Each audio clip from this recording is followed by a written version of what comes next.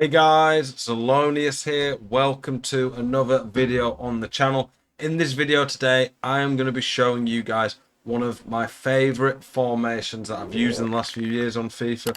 It's quite a unique one in terms that not a lot of people use it. I've seen it getting a bit more popularity the last few weeks. It is one though that I've used a lot the last couple of FIFAs.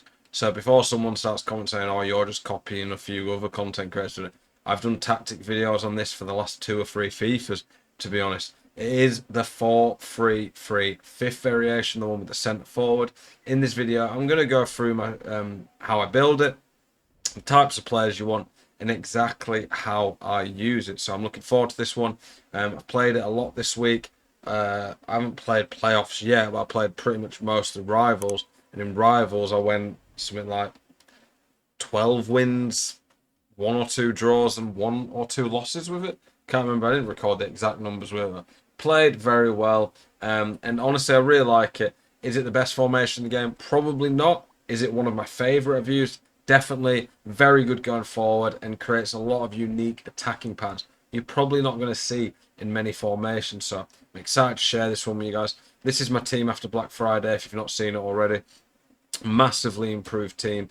A new radioactive promo out today. I will be doing a video on that. If you've not seen that, check my tier list out. Appreciate you all tuning into this video. Let's get into the actual tactics. So 4-3-3 fifth variation. What is good about it, you might be wondering.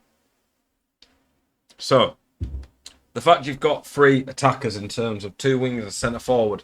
The wingers used the formations 4-3-3 and just any formation with wingers used to be pretty bad about 3 or 4 FIFAs ago, because generally speaking, the wingers literally never ever tucked in. They were useless. They just sat out wide and couldn't do anything. Now, are you sick to death of getting out teamed on FC24? Want that God squad you've always been dreaming of? Check out iggm.com today. The best and most reliable place to get coins for your ultimate team. Use the link in the description and code ZEL at checkout for a 5% discount. Check out iggm.com today. The wingers actually respond to the width you use and instructions. So if you put your width not too high and put your instructions for the wingers to cut inside, they'll actually do it. So you get 3 wingers. If you have centre mids who can actually attack and get forward, they can actually do quite a lot. So in this formation, for me, the key positions, there's more than most formations, so you probably do need a better team than most people, or at least players who can do this. I need pace out wide. The wingers are going to give me a lot of pace. They're going to stretch teams out. That is pretty vital, in my humble opinion. The centre forward. The issue with Dalglish in this, he's not the best passer. That is a bit of an issue. Cruyff would be like perfect in here, or Pele. But 5-star weak foot's really good. Having something like the finesse is amazing because it just sets up a lot of great finesse opportunities. So Dalglish is really good at that. Pace is still useful. Your centre forward is still going to be making runs in behind. Ideally as well, a good dribbler. Dalglish is pretty good at that. And it is nice as well to have someone who is able to pass. Dalglish, that is probably his weakness. He's not the perfect player, but he's very good. Your outside centre mids, for me, it's important that they can shoot, that they're quick. I like at least high medium. High is ideal though. Sawa's insane. You could say she's relentless in this. But centre mids who can pass, move, good on the ball, very good all round box to box. That makes a big difference in my opinion. Frankie de Jong, very good anchor man. The CDM in this stays back. You want someone good on the ball still who can dribble. When they get the ball, they can do more with it. Frankie's perfect for me. I really like him. Good defensive stats, quick, decent physical as well, so that they can win a lot of 50-50s. But this person needs to really anchor what is a very attacking formation. So you could put a more defensive mind like a Makalele, a Vieira in there.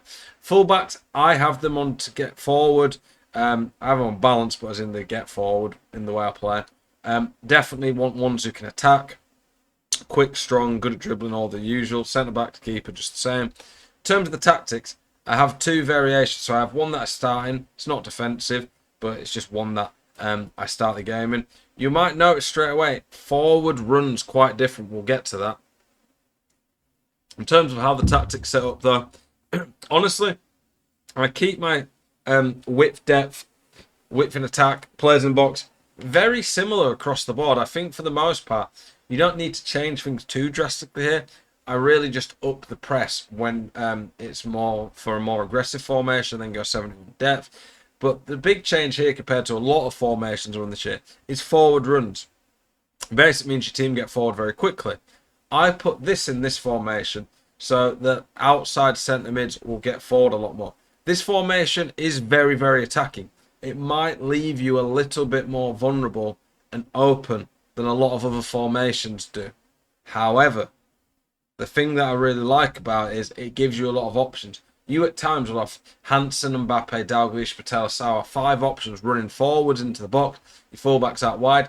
It overloads the opposition. It's a very hard formation to defend against. Forward runs just amplifies that. In terms of the instructions, both wingers are on stay forward, cut inside, getting behind and getting to the box. Stay forward, stay central on the centre forward. So it's a really good counter-attacking formation because you have 3 players up there.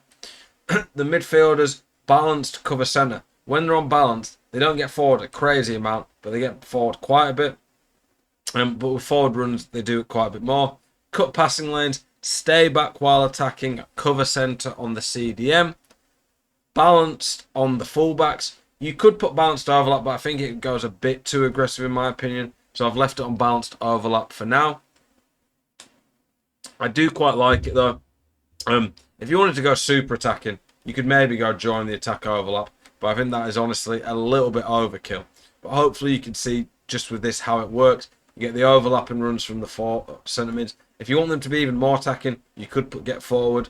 If you had someone like Messi playing left centre mid for Travella, so if you could put him on get forward, you can customise tactics. When I put a tactic in, I'm not saying this is the only possible way to play this tactic.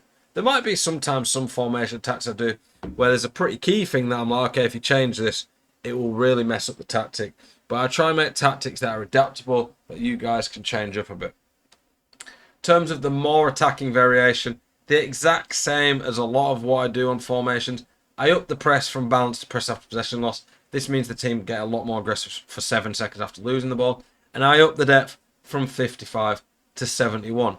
In terms of instructions, I'm pretty sure I keep it the same, other than the centre mids just get forward more. I could have put the fullbacks on balanced overlap, but I didn't. But in this one, when I'm losing, I make sure the centre mids are going to get forward a lot more. And honestly, that is helpful. It does make them much more of a goal threat. So it is pretty useful for that. But everything else stays the same. I don't put the centre forward on getting behind. I want him to be able to mix up, drop deep a bit. If he's on getting behind, you'll find you don't have that link up in the middle, which the centre forward's really good at. Like I say, it maybe is a bit attacking with this one. You could maybe put one on balance or something, I don't know. Or maybe stay back on 2 midfielders but get forward on the other. But for me, I really like this. I have 2 midfielders who can score. They're quick, they're good with the feet. I score a lot of goals in this formation. It does make for some crazy games, but it's a lot more fun than most formations. So if you're wanting a fun attacking formation with a lot of options, give this one a try. Appreciate you guys watching this video. Let me know your thoughts on it. As always, keep it spicy. I'll see you guys in the next one. Peace.